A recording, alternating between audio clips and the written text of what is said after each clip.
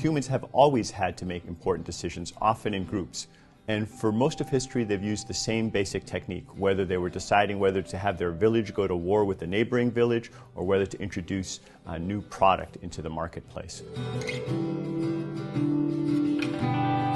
What they would do is get the group of the wise people together, sitting around a table, and everyone would explain why they thought one decision or the other should be made, and after some period of debate and perhaps even a little bit of evidence, they would go with the HiPPO. Well, what's the HiPPO?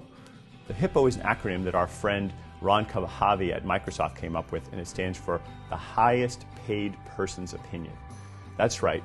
After all the debate, one person, the chief, would make the decision based on his or her own decision-making instincts. That worked tolerably well for lots of decisions, but now we're moving from HiPPO-based decision-making to data-driven decision-making. And a great example is what Jeff Wilkie taught me. Jeff is the head of worldwide consumer at Amazon.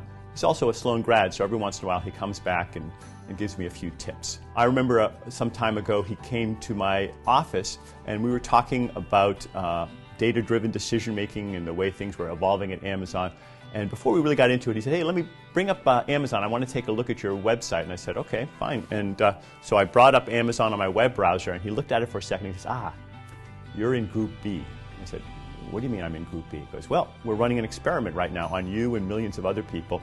Group A has the shopping cart on the left, and Group B has the shopping cart on the right. And sure enough, I looked at the screen, and there was a little Amazon shopping cart, and it was over on the right side of my screen. I said, well, what difference does that make? And he said, well, at Amazon there was a debate whether or not it made more sense to have the shopping cart on the left or the right. And we had some experts telling us, oh, for psychological reasons it makes more sense to have it on the left or the right. But we just shut down that debate very quickly. We said, let's run an experiment. And so that's what they did right then and there. I found out a couple weeks later that it turned out that having the shopping cart on the right was worth a few extra tenths of a percent in terms of getting people to not abandon the shopping cart. Who could have guessed that? Probably no expert could have.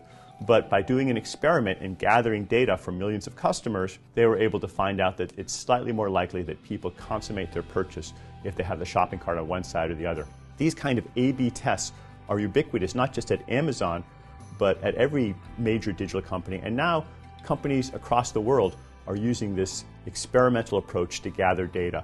And once they have enough data, they can make a fact-based decision instead of one based on just guesses and intuition.